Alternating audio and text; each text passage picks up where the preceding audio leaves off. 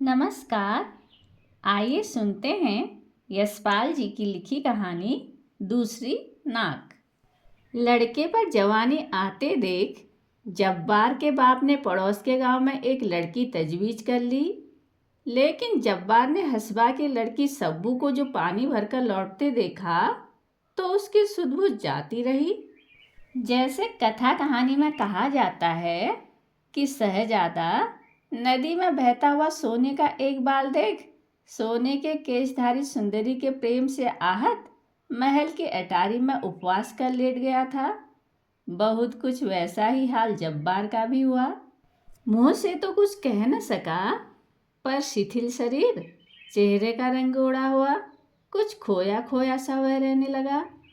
माँ बाप ने उसकी हालत देखकर सलाह की, मुंह दर मुंह नहीं, पर उसे सुना दिया कि ब्याह जल्दी ही उसका हो जाएगा। लड़की भी बच्ची नहीं, बिल्कुल जवान है। समसल की बड़ी बेटी जहुन्ना आसपास के 4 गांव में एक ही लड़की है। पानी का बड़ा मटका सिर पर उठाकर धमकती 2 मील चली जाती है। घर भर का काम संभालती है अभी से। यहाँ आ जाएगी तो जब्बार की माँ को भी चैन मिलेगा। बूढ़ी हो गई बेचारी। पर जब्बार को इससे कुछ तसल्ली न हुई। वह अक्सर लंबी लंबी आहें खींचकर चुपचाप पड़ा रहता।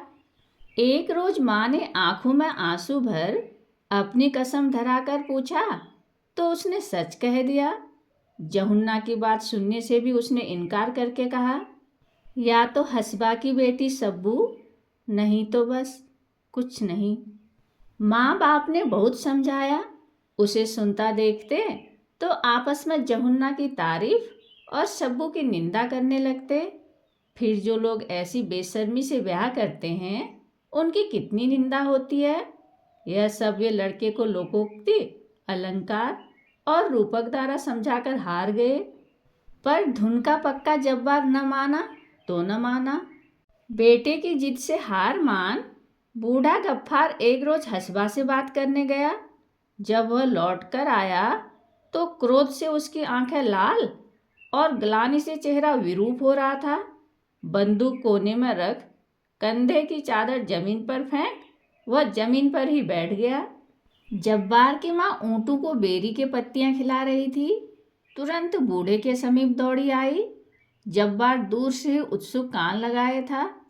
बूढ़ा मानो फट पड़ा, ऐसे नालायक बेटे से बेऔलाद भला। जब्बार की माँ ने घबराकर बेटे की बलाएं अपने सिर लेते हुए नाक पर हाथ रखकर पूछा, हाय हाय, हुआ क्या? बूढ़े ने कहा, होगा क्या? ऐसे बेशर्म बेगैरत लड़के से और होगा क्या? तमाम इज्जत खाक में मिल गई और घर मिट्टी में मिल जाएगा। माँ ने फिर बलाएं लेकर पूछा, हाय, हुआ क्या? ऐसा क्यों कहते हो? बाप ने कहा, अगर इसके ऐसे ही मिजाज थे तो यह कलात के खान के यहाँ पैदा क्यों नहीं हुआ? जानती है हसबा ने क्या कहा? सीधे मुंह से बात भी न की। कहता है सब्बू की बात तुम मत सोचो, उसे वहाँ ब्याहेगा जो 250 रुपये की गठरी बांध कर लाएगा। 250 रुपये की बात सुन जब्बार की माँ की आंखें ऊपर चढ़ गई। बूढ़ा बोला, तू भी बूढ़ी हो गई, तू ही बता, तूने कभी ऐसा तूफान सुना है उम्र में? 250 रुपये कोई चीज ही नहीं होती। समसल से मैंने जहुन्ना के लिए बात की थी। उसने लड़की के 80 मांगे थे, आखिर 60 पर तैयार है। वह भी एक आदमी है और वह बदजात मांगता है 250। और फिर तू बूढ़ी हो गई। तू ही बता, रंग जरा मैला हुआ तो क्या और जरा साफ हुआ तो क्या? औरत औरत सब एक। तुझे अपने काम से मतलब कि रंग से? अभी 6 महीने नहीं हुए इसके लिए बंदूक खरीदी थी तो वह ऊँट बेचा था। 250 रुपये उम्र भर में कमा तो पाएगा नहीं, और शान यह है। अच्छा तू ही बता, इतनी बूढ़ी हुई 250 रुपये कभी औरत के दाम सुने हैं? 250 रुपये में तो फिरंगी की तोप खरीदी जाती है। जब्बार ने सुना और आह को सीने में दबाकर करवट बदल ली। इकलौते बेटे का यूं दिन रात बिसुरना माँ बाप से देखा न गया। बूढ़े ने कहा, मेरा क्या है, पका फलूं कब टपक पड़ूं। जो कुछ है इसी के लिए है। रोजी का सहारा ये 2 ऊँट हैं, ये भी जाएंगे तो फिर खुद ही फिरंगियों की सड़क पर रोड़ी कूटने की मजदूरी करेगा। लोग यही कहेंगे कि गफ्फार का बेटा मजदूरी करने लगा, सो इसकी किस्मत, मैं क्या सदा बैठा रहूँगा। आखिर दोनों ऊँट भी बन्नू के बाजार में बेच दिए गए और सब्बू जब्बार की बहू बन के घर आ गई। सब्बू को इस बात का कम गर्व नहीं था कि उसकी कीमत गिनकर 250 रुपये चुकाई गई है। पानी भरने जाती तो आधा ही घड़ा लेकर लौटती, वह भी लचकती बल खाती। पड़ोस की मीरन ने समझाया, ऐसा नखरा ठीक नहीं, मर्दों को काम प्यारा होता है। किसी रोज ऐसी मार पड़ेगी कि कमर सदा को लचक जाएगी। अपनी कान तक फैली आंखें मटका कर और हाथ का अंगूठा दिखाकर सब्बू ने कहा, ओहो, मेरे बाप ने 12 बीसे और 10 रुपये गिनकर मुझे मार खाने को ही तो यहाँ भेजा है। देखूं कौन हाथ लगाता है मुझे। तेरे मर्द ने 3 बीसे में खरीदा है तुझे। लंगड़ी लूली हो जाएगी तो एक और सही। गजब की शौक और शौकीन थी सब्बू। वह काले मखमल की बास्केट पहनती जिसकी सिलाइयों पर सीप के 300 बटन टंगे थे। अपने बालों में मक्खन लगाती और बाहर जाने से पहले पानी का हाथ लगाकर उन्हें संवार लेती। महीने में 2-2 बेर अपने बाल धोती। जब्बार की माँ यह सब देखती और नाक पर हाथ रख पड़ोसिन से कहती, देखो तो 250 रुपये देकर ब्याह किया, पर मुझे क्या आराम मिला। इसे तो अपने नखरों से ही छुट्टी नहीं। बूढ़े ने बेटे को समझाया, जवानी की तेरी उम्र है, कुछ कमाई अब नहीं करेगा तो कैसे निवाह होगा। यूं घर बैठे रहना क्या तुझे सुहाता है। रोजी का एक जरिया मेरे ऊँट थे, सो तेरे ब्याह में ख़त्म हो गए। अब भी तू कुछ नहीं करेगा तो क्या मैं परदेश जाकर मजदूरी करूँगा। मन मारकर जब्बार को कमाई करने बन्नू जाना पड़ा, लेकिन मन उसका गांव में ही रहता। पूरा सप्ताह जब्बार को बन्नू गए नहीं हुआ था कि वह सब्बू की याद से बेकल हो एक दिन आधी रात में उठ अपने गांव को चल दिया। 16 मील चलकर जब उसे उषा की अस्पष्ट लाल आभा में पहाड़ी पर अपने गांव की छतें दिखाई दी तो वह ठिठक गया।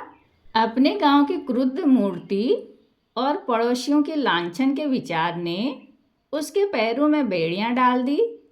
वह एक चट्टान पर बैठ अपने घर के दरवाजे की ओर देखने लगा।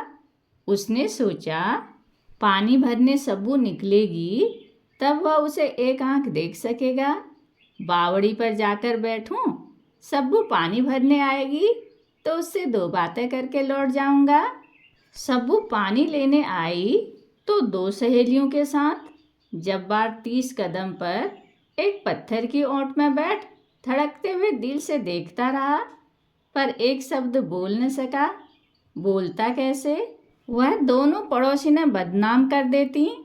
दिल पर पत्थर रखे जब्बार देखता रहा। सब्बू सहेलियों से चुहल करती मटकती लौट गई। जब्बार आहें भरता बन्नू लौट गया। जब्बार के विरह की आग में ईर्ष्या का घी पड़ गया। उसने सोचा, देखो मैं यहाँ परदेश में अकेला मर रहा हूँ और वह मौज करती है, उसे मेरा जरा भी गम नहीं। औरत की जात में वफा नहीं होती। 8-10 दिन बाद या फिर रातों रात सफ़र कर सब्बू की एक झलक देख सकने और एक चुंबन पा सकने की आशा में गांव की बावड़ी पर आकर बैठ गया। परंतु वह अकेली नहीं आई, पड़ोस की 3 सहेलियों के साथ अटखेलियां करती आई। जब्बार उनकी बातों को कान लगाकर सुन रहा था। मीरन ने सब्बू की ठोड़ी छूकर कहा, हाय रे तेरा नखरा, गांव के छैले तुझ पर जान दे रहे हैं, कसम तेरे सिर की। सब्बू के सिर पर गर्व से सुरूर छा गया। वे पानी लेकर लौट गईं। जब्बार की छाती पर मानो 100 मन का पत्थर आ गिरा, पर बेबस था। अब उसके मन में संदेह का अंकुर और जमा। संदेह मनुष्य के हृदय में आकाश बेल की तरह बढ़ता है। उसके लिए जड़ या बुनियाद की भी जरूरत नहीं, वह कल्पना के आकाश में ही पुष्ट होता है। संदेह को निश्चय का रूप लेते भी देर नहीं लगती। गांव में ऐसे कई लौंडे लुगाड़े थे जिन्हें फितूर के अलावा कुछ काम न था। रहमान और अब्बास से हर एक बात की आशा रखी जा सकती है। और फिर यदि दाल में काला नहीं है तो मीरन ऐसी चर्चा क्यों कर रही थी? और सब्बू की यह चटक मटक किसके लिए है? देखो, उसे मेरा जरा भी गम नहीं और मैं मरा जा रहा हूँ। जब्बार लहू के घूंट पी पी कर रह जाता। उसने सोचा, रुपया कमाने के लिए ही तो वह घर से दूर यहाँ पड़ा है। यूं 8 आने 10 आने रोज में रुपया नहीं कमाया जा सकता। घर लौटने की आग ने उसे बावला कर दिया। एक दिन मौका देख उसने एक हाथ मार ही दिया। किस्मत अच्छी थी, वह पकड़ा भी नहीं गया और 150 रुपया कमाकर 1.5 महीने में घर लौट आया। जब्बार के बाप को हौसला हो गया, बेटा भूखा नहीं मरेगा। जैसे नील का दाग कपड़े को नहीं छोड़ता, वैसे ही जिस मन में संदेह एक बार प्रवेश कर जाता है उसे छोड़ता नहीं। जब्बार ने सब्बू से पूछा, क्यों, जब मैं बन्नू में था तो खूब मजे उड़ते थे। सब्बू भी निरी मजदूरी न थी। चमक कर उसने पूछा, कैसे मजे, किससे मजे उड़ते थे? जब्बार ने कहा, क्यों, गांव में क्या कम आदमी हैं? रहमान है, अब्बास है, खूब बनाव सिंगार से पानी लेने जाना होता था। क्यों? सब्बू ने कहा, मैंने कभी किसी दूसरे की तरफ आंख उठाकर देखा हो तो मैं मर जाऊं, नहीं मुझ पर झूठा इल्जाम लगाने वाला मर जाए। जब्बार ने तड़प कर पूछा, तू बंठन कर अपना हुस्न दिखाने नहीं जाती थी? सब्बू ने उत्तर दिया, मैं क्यों जाऊंगी दिखाने किसी को? कोई मरा घूरा करे तो मेरा क्या कसूर? जब्बार ने चुटिया पकड़कर पूछा, तो तू क्यों बंठन कर दिखाने को निकलती है? अपने सौंदर्य के अभिमान में सिर ऊंचा कर सब्बू ने कहा, मैं क्या करती हूँ? क्या मुंह काला कर लूँ? मैं जैसी हूँ वैसी हूँ। जब्बार बड़े यत्न से सब्बू की चौकसी करने लगा। वह सब्बू से 100 कदम दूर पर भी आदमी देखता तो उसे यही संदेह होता कि वह उससे आंख लड़ा रहा है। कुछ दिन में उसका खाना पीना हराम हो गया। किसी मुसाफिर को गांव से गुजरते देखकर भी उसे यह शंका होती कि संभव है सब्बू के रूप की ख्याति सुनकर ही यह आदमी बहाने से इधर आया है। सारा गांव उसे सब्बू के पीछे पागल दिखाई देने लगा। एक रात जब्बार ने सब्बू से पूछा, आज तू बाहर से लौट रही थी, तब राह में मुस्कुरा क्यों रही थी? उत्तर में सब्बू ने कहा, मैं कहाँ मुस्कुरा रही थी। जब्बार ने कहा, और वे सब आदमी खड़े हुए क्यों देख रहे थे? अपने रूप की महिमा के संकेत से पुलकित होकर सब्बू ने उपेक्षा से उत्तर दिया, मैं क्या जानूं। होंठ काटकर जब्बार ने कहा, बहुत घमंड होगा हुसन का, नाक काट लूंगा। सब्बू का मन गुदगुदा उठा। उसने कह दिया, पूरे 12 बीसे और 10 रुपये की नाक है, और मन ही मन मुस्कुराने लगी। सब्बू सो गई, परंतु जब्बार की आंखों में नींद कहाँ। उसने पुकारा, सुनो तो। उत्तर नदारद। जब्बार ने सोचा, देखो तो घमंड इसका, मैं बेचैन पड़ा हूँ और यह मजे से सो रही है। यह सब घमंड हुस्न का है। इसी हुस्न के पीछे गांव के बदमाश पागल है। मेरी क्या आबरू है? अगर यह हुस्न न होता तो क्या मेरी आबरू यूं मिट्टी में मिलती? ऐसे हुस्न से क्या फायदा? गंभीर होकर इस समस्या पर विचार कर उसने सोचा, आबरू नहीं तो कुछ नहीं, और यह हुस्न तो सब लोग देखते हैं। मेरा इस पर क्या कब्जा? जब तक यह हुस्न रहेगा तब तक मुझे आबरू और चैन कहाँ मिल सकता है? रात के सन्नाटे में जो विचार उठते हैं वे बहुत उग्र होते हैं। दिन की तरह उस समय विचारों को बाधित करने वाली सैकड़ों उलझनें नहीं रहती। इसलिए भक्त समाधि रात में लगाते हैं, कातिल कल्ल रात में करते हैं, और चोर चोरी रात में करते हैं, और विरही भी रात में ही पागल हो उठते हैं। जब्बार अंधेरे में आंख खोले सब्बू के रूप के कारण होने वाले सब अनर्थ पर विचार कर रहा था। वह अनर्थ उसे अपरिमेय जान पड़ा। उसे सहन करना बिल्कुल संभव न था। उसने सिरहाने से पैना छुरा उठाया और अंधेरे में टटोलकर सब्बू की नाक पकड़ ली। एक ही झटके में नाक काटकर उसने फेंक दी। सब्बू चीख उठी। जब्बार की माँ उठकर दौड़ी। रोशनी जलाई गई। पड़ोस के लोग दौड़ आए। जब्बार का बाप गुस्से में गालियां दे रहा था और दूसरे लोग इलाज बता रहे थे। एक बुढ़िया ने चिल्लाकर कहा, अरे जल्दी से कोई भेड़ बकरी का ताजा गरम गरम जिंदा गोश्त का टुकड़ा काटकर नाक पर रखो, नहीं तो लड़की मर जाएगी। जब्बार की माँ ने घबरा कर कहा, इस वक्त भेड़ बकरी कहाँ? बुढ़िया ने उत्तर दिया, तो तुम जानो। जब्बार खड़ा सुन रहा था। सब्बू की नाक उसने इसलिए काटी थी कि वह केवल उसी की होकर रहे। दूसरों की आंख उस पर पड़ना भी उसे सहा न था। वह सब्बू को केवल अपने लिए ही रखना चाहता था। दूसरे की आंख उस पर पड़ने से उसके दिल पर घाव लग जाता था। उसके मर जाने की संभावना सुनकर उसका दिल दहल गया। जिंदा गरम गोश्त नहीं मिलेगा तो क्या?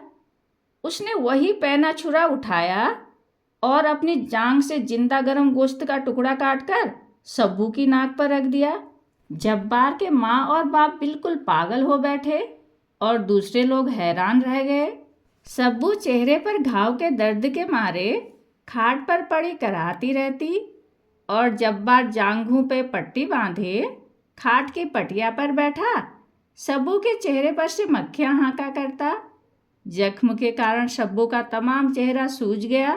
पानी का घूंट तक निगलना उसके लिए दूभर हो गया। तिस पर बुखार। यह हालत देखी तो जब्बार ने उसका इलाज बन्नू के फिरंगी डॉक्टर वाले अस्पताल में कराने का निश्चय किया। स्वयं बड़ी कठिनाई से चल पाता था, परंतु एक रात जब सब सो रहे थे, उसने सब्बू को कंधे पर उठा लिया और बगल में लाठी ले वह बन्नू के लिए चल पड़ा। वह कुछ दूर चलता और सुस्ता लेता, कपड़ा भिगोकर पानी की बूंदें सब्बू के मुंह में टपकाता जाता। 5वें दिन वे लोग बन्नू के अस्पताल में पहुंच गए। 20 रोज में सब्बू का जख्म भर पाया और उसकी तबीयत ठिकाने आई। नाक न रहने पर हवा होंठों की अपेक्षा नाक के छेद से अधिक निकल जाती है और स्वर बिल्कुल नक्की यानी प्लुत अनुस्वार हो जाता है। उसी स्वर में मिनमिनाकर सब्बू ने कहा, मेम साहब कहती हैं विलायत से रबड़ की नाक मंगाई जा सकती है। जब्बार ने घबराकर उत्तर दिया, बस बस रहने दो, हमें नाक नहीं चाहिए। मुझे तो बिना नाक के ही भली मालूम होती है, मुझे क्या नाक औरों को दिखानी है। सब्बू उदास हो गई। उसने खाना खाने से इनकार कर दिया। जब्बार के लिए बड़ी भयंकर समस्या आ पड़ी। उसने सोचा, बुरा हो इस मेम का, मैंने एक नाक काटी थी, वह दूसरी बनाने को तैयार है। जब 2 दिन सब्बू ने खाना नहीं खाया तो जब्बार ने नाक की कीमत 40 रुपये डॉक्टर के यहाँ जमा करा दी, पर शर्त एक रही कि सब्बू नाक लगाएगी जरूर, लेकिन गैर मर्द अगर उसे घूरने लगे तो झट नाक उतार कर जेब में डाल ले। कहानी सुनने के लिए धन्यवाद।